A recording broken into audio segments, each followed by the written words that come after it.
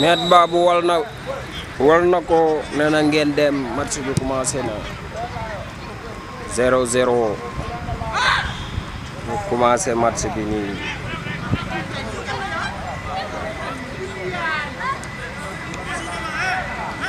wuus la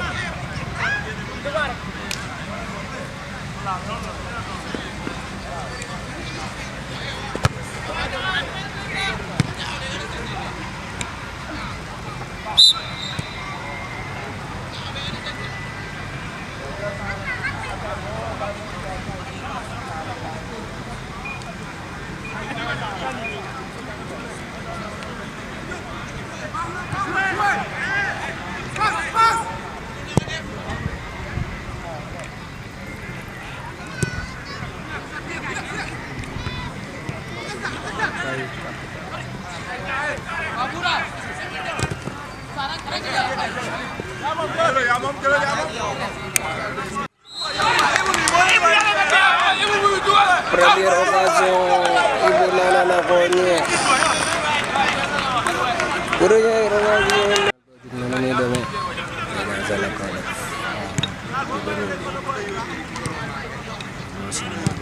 yëkkati nañ bal ba jóg na ci stade Maniang Soumaré jongante bi di 8e de finale bu njëkk ci stade Maniang Soumaré tey wala bokk yi ñu war a dabu diggante HLM Route de Dakar ak Jaxaaw mu doon ñaari équipe yi nga xam ne nag kii ma toogal sama wet xam na leen lool ndax lu ci ëpp moom dafay suivre jongante yi am ci Maniang Soumaré sama xarit Mouhamed Diarra ñu gën ko xam ci turu Jacques maa ngi lay nuyu.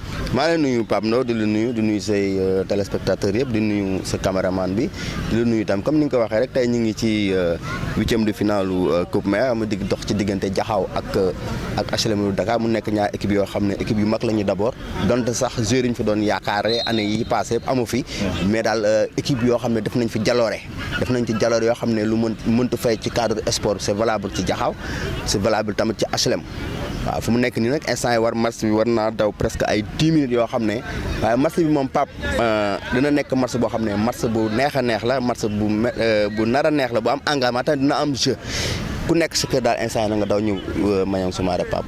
waaw voilà donc match bu am solo diggante HLM Route de Dakar ak Jaxaaw wax na ko léegi ci wàllum historique attention aussi cette offensive des blancs de HLM ñoo doon jéem a dugal noonu mais coup franc pour Jaxaaw c'est vrai Jaxaaw phase nationale jël na ko à Thiès si je ne me trompe c'était en 2007 ou 2008 alors que HLM Route de Dakar daawaati jéeg rek moom moo dem ci li nga xam ne moom mooy aussi phase nationale yooyu mais nga gis ne ren équipe bu nga xam ne ay tout tànk ñoo fa nekk ñuy reconstruire Cisco di entraîneur du côté de HLM alors que de l'autre côté ñu am fa aussi entraîneur bu expérimenté muy Sélé Dieng kon gis nga ni naam ci tur ñaari équipe yu mag lañ su fekkee ne ñoom ñaar ñëpp ren dañuy defaraat dañuy reconstruire ci banc yi moom am na ay nit ñu am expérience su fa toog parce que Cisco moo nekk fii fële ki nga xam ne mooy Sélé. waaw Pape comme ni nga ko waxee boo seetee HLM ñu fa nekk tamit Mandumbe nga fa Asfa la nekkoon fee tamit Pape Tandiang nga fa ak collègue ñooñu ñëpp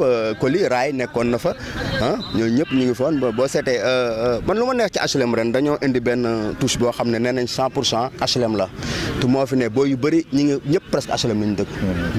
ñëpp HLM lañu dëkk donte man xam naa Jaxaaw mi tamit 100% Jaxaaw la.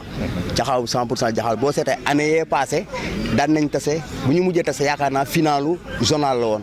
te ñoo bokkoon match de poule Jaxaaw gañe ko 1-0 but de Saliou Bar fii la woon léegi ñu ñëwaat ñu tasewaat ci suñu tase final journal HLM ñëw pare match boobu noonu ñëw attention coup franc bi attention pour Jaxaaw non bëkk na ko góol bi jàpp na ko dimbi mi ko xam tamit HLM la dëkk ñooñu ñëpp booy yëpp HLM la boo seetee sax am na booy ci jumaa HLM am na booy yi fi ne yëpp ñu ngi fubal si waaw kon boo seetee ñoom ñoo tasewoon match de poule après ñu tasewaat final journal Jaxaaw dóor ko 2-0 HLM dóor ko 2-0 kon fu mu nekk ni nag HLM ban rythme lay ñëwee Jaxaaw ban rythme lay ñëwee kon dina nekk match bu neex a neex Pape.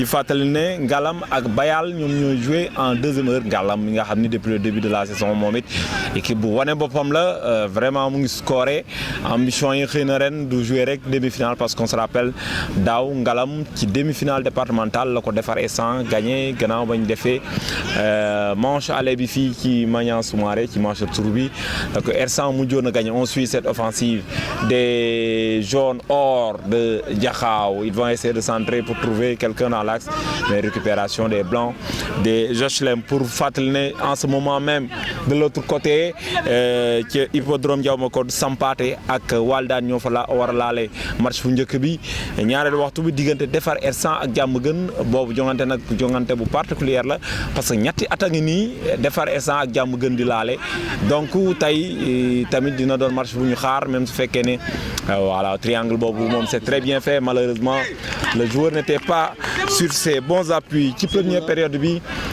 Sampaate mi nga xam ni daaw defoon na recrutement bu mag defu saison ren mu defaat recrutement bëgg xëy na la mu yóotu woon daaw moo am ko ren mooy laale ak Walidaan mi nga xam ni aussi dafay dem ci zone boobu pour essayer aussi valider son ticket pour les quarts de finale. On revient au stade Maniang Soumaré entre les HLM Route de Dakar en blanc et Diakhao. Pour l'instant, légère domination des jaunes or de Diakhao. D'ailleurs, ñu ngi jéem a attaqué noonu longue balle l'arbitre assistant juste qu'il y avait position illicite hors jeu. tël na ko Semou la Semou jox na ko wali Semou ñu ngi koy gis nga attention Diakhao fu mu nekk ni ñu ngi laal ke bon mu jëwal fenn xale bi mu ngi koy dégagé na ko fële ci ak su Diakhao bi attention Diakhao tamit def aarkatu Diakhao yi delloowaat nañ ko fële ci milieu terrain bi booy bi tëb na mbëkk na ko attention Diakhao ñu ngi passante ci biir défenseur HLM bi delloowaat na ko aywa Diakhao ñu ngi manœuvrer attention Pape gi dara xewagul ci Maniang Soumaré round d'observation mënuñu ko fi tudd parce que ku ci ne yaa ngi jéem a wër faille bi pour l'instant même su fekkee ne c'est difficile de trouver la faille ci benn côté comme ci beneen bi Diakhao mu ngi jéem a construire à partir de derrière effectivement ils le font super passe latérale malheureusement ça peut être bon mais ñu ngi ko doon xaar en tout cas pour mu jouer fii la défense des blancs veille bien au grain rentrée de touche toujours pour Diakhao. Semou mu ngi jouer noonu ak Diop ñàkk na bal bi coup franc.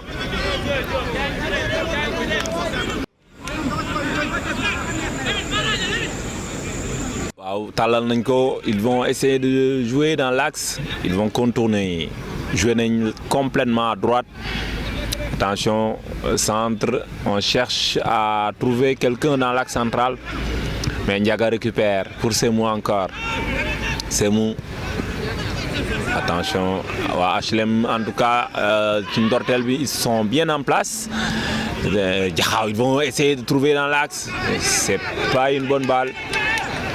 Les blancs vont repartir longue balle ñoom nag construire à partir de leur base arrière c'est normal ku xam stade Maniang Soumaré xam ne quand yi lay féete ndeyjoor soo toogee ci tribune mag bi pour tàmbale fa daal di construire day jafe parce que le terrain est un peu lourd ci taxawaay mu mel ne nag Diakhao ñu ngi jouer en 3-5-2 effectivement.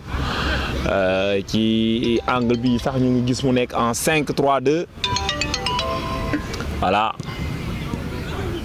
L'avant-centre il va essayer de repiquer di wut kenn ci côté yi sûrement effectivement je le disais tantôt Diakhao en 3-5-2 moom mooy attaquer noonu ils vont essayer d'élaborer et de jouer à droite effectivement centre tir ça revient xëy na Diakhao aussi jàpp nañ ne sur cette rencontre ñoom ñooy favorite parce que wax naa ko sànq équipe bu HLM bi dafay defaru ñoom amuñu lu ñuy ñàkk ci match bi Garga moom moo doon récupérer bal bi l'un des 3 actions de Diakhao récupère ça repart faute di monsieur Babou te arbitre bu ñu xam arbitre bu xarañ moom moo sifflé faute permettre waa Diakhao ñu daal di talal effectivement ñu ngay tàllal, il va essayer de repiquer, il va jouer à droite.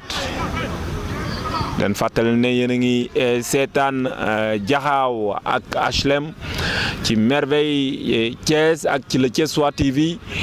Longue balle, Ahmed va essayer de se défendre. C'est pas bon. C'est pas bon dans les bras du gardien Doumbia. L'expérimenté Doumbia. Arbitre Babou nee na ko jouer, tu gagnes peut-être un peu trop de temps. Fàtte na 6 secondes yi su ko sifflé nga indi fi coow. Avantage il dit. Voilà, ça joue à gauche. Ça joue bien du côté de Jaxaaw, mais c'est un peu lent ci dernier tiers bi. Ils vont essayer d'allonger sûrement. Non. La défense des Blancs veille au grain. De nuyu sama cameraman Jambe Diop. Sànq ba léegi maa ngi ko gis muy naan café Touba xaw ma dafa sonn wala dafa bëgg ci dugg ci 3e mi-temps bi. Attention. On essaie de jouer en triangle. Ah, Tafa. Attention.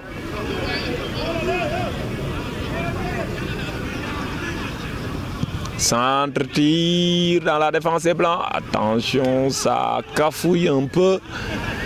HLM tient bon jusque-là.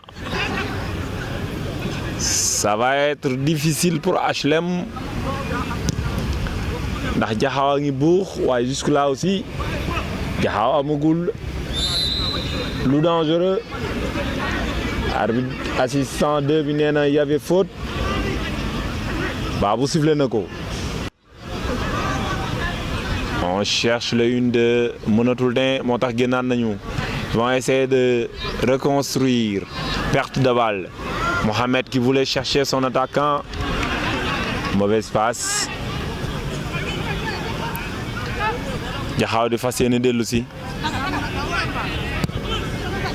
Mauvaise transmission. Attention. Faute de l'arbitre. Au stade de Maniang Soumaré, on rappelle qu'on joue la première période entre Jaxaaw en jaune or et les HLM Route de Dakar. Ci fàttali lii di benn ci 8e de finale yi nga xam ni moom la ñuy dabu. 8e de finale retard, donc ku ci gagné rek di nga valider ce ticket pour les quarts de finale. Je rappelle en ce moment même du côté de l'hippodrome Diao Macodou, l'ASC Sampaté est en train d'en découdre avec Walidan. Attention, bonne balle, peut-être l'ouverture du score. Attention, il va piquer, hors-jeu ou pas. Validé, Jaxaaw ouvre le score. C'est validé. Superbe travail de l'attaquant, même si son ballon piqué a été touché par le gardien. Finalement, son compère de l'attaque a suivi. Et c'est l'ouverture du score au stade Maniang Soumaré. Jaxaaw prend le bon bout.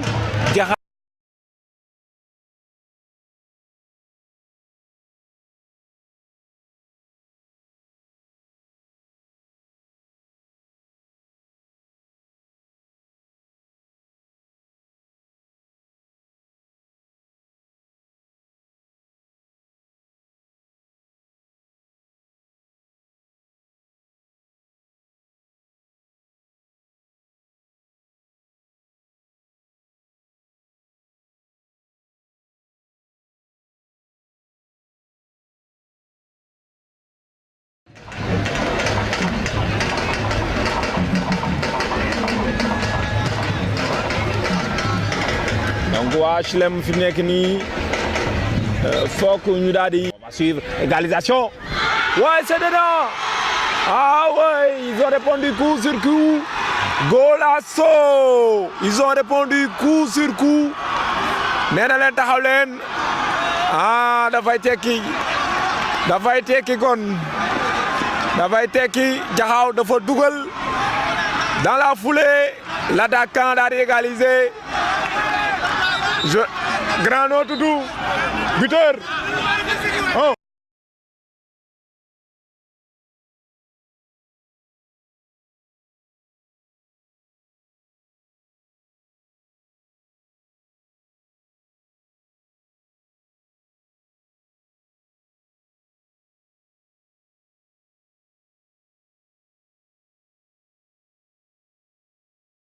Comme on n'a pas la feuille de match, c'est difficile. Parfois, il faut que nous la jouions nous tout. Diakhao moo njëkk a dugal 2 minutes à peine. Assane a égalisé pour HLM. Il faut que nous viennent attaquer. Ils ont attaqué, ils ont répliqué, un but partout. Un match finalement emballé et un match finalement très fou. Diakhao dafa dugal le temps que sax supporter di yëngal savouré guñ sax HLM daal di wane boppam moom mi daal di égaliser donc ça repart dañuy remettre les pendules à l'heure parce que tout simplement Diakhao bi mu dugalee jàppoon na ni xëy na maintenant ils peuvent dérouler mais dans la foulée les HLM ont répondu ça relance le match c'est de bon augure pour ñun ñi seetaan ak yéen ñi nga xam ne yéen a ngi seetaan joŋante bi sur le Thiessois TV sur Merveille Thiès. Donc un but partout entre les HLM et Diakhao. Voilà. Bataille très dure, sûrement position de jeu. Effectivement, l'attaquant était légèrement avancé.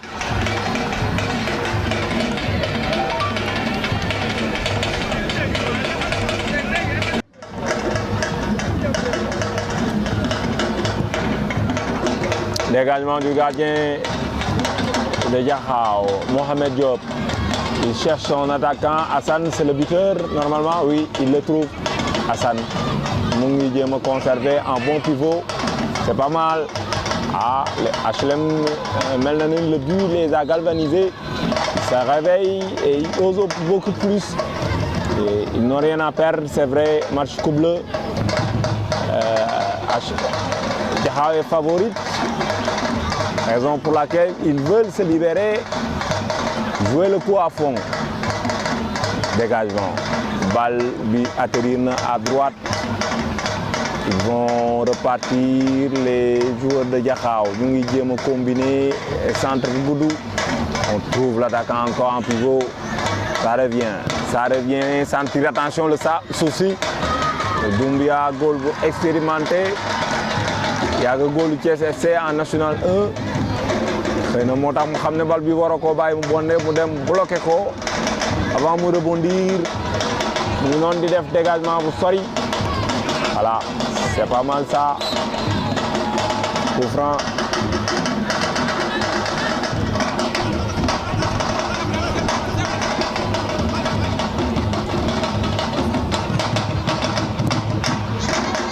donc daal on repart encore dans l'axe des HLM. C'est pas facile pour la défense HLM parce que à la longue peut-être ils vont s'user, mais ça joue bien côté HLM, ça joue bien ça. Ouais, le public applaudit malheureusement la finition, mais c'était pas mal. Une touche de balle bu am solo xale yi Cisco yi dédoublé. Arrière droit bi bëggoon ko jouer en première intention malheureusement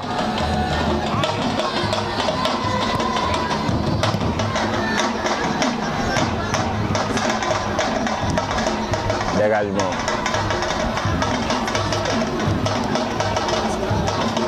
ça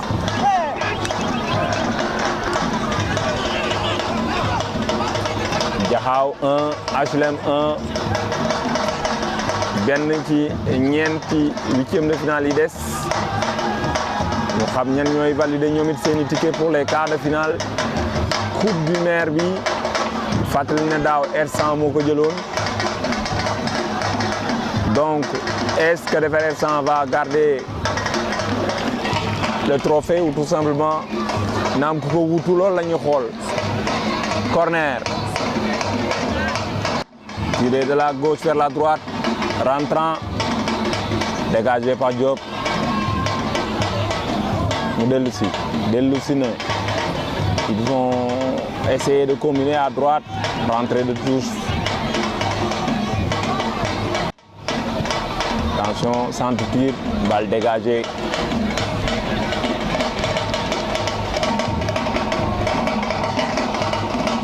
mooy Jaxaaw ñu jàpp ne kon juróom-ñaari simili moo des ci pàcc bu njëkk bi pour l'instant ku ci ne dugal nga sa morom benn diggante les HLM Route de Dakar en blanc et Jaxaaw.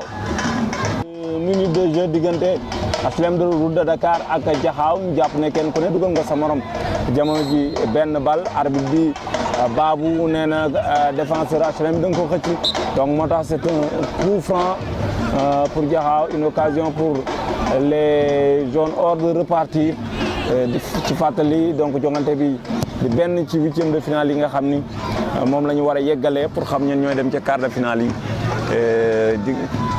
Bayal ak Ngalam alors que de l'autre côté du champ des courses foofu ñu jàpp ne Walidane ak Sampaate la defar R100 di laale ak Diamaguène defar R100 mi nga xam ni l'équipe championne en titre ci coupe du maire bi moom mooy génn foofu en deuxième heure pour l'instant dara leeragu fi diggante HLM ak Jaxaaw ndax Jaxaaw gis ngeen ko sànq ci image yi dafa dugal rek une minute juste après HLM daal di répliquer daal di égaliser Jaxaaw bu ngi continuer de pousse l'attaquant va essayer de travailler rentrée de touche arbitre assistante 2 bi en tout cas mu ngi veillé mu ngi def match bu baax moom it ci côté bi Jaxaaw ñu ngi jéem contourner aussi le bloc des HLM ils vont le faire tir hors cadre Ndongo woowaat ko ce serait beaucoup plus facile d'appeler un coéquipier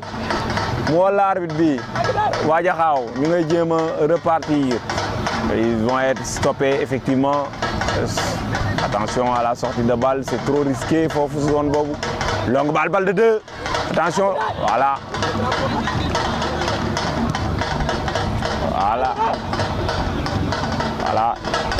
ñu ngay dem en tout cas ça joue bien du côté de Jaxaaw peut-être ils ont été surpris par la réaction des jeunes de HLM mais jusque-là tout le bloc de Jaxaaw faisait un match correct. Surtout sur le plan tactique, c'est pas toujours facile de jouer en 3-5-2 ci yenn conditions yi ak yenn terrain yi maîtrise collective moo koy yombal souvent jusque-là c'était bon mais ci benn flottement les HLM ont su égaliser attention Jaxaaw ñu ngi jéem a démarrer ils sont toujours présents ci second ballon yi ça récupère les balles mais les jeunes des HLM aussi restent très bien en place.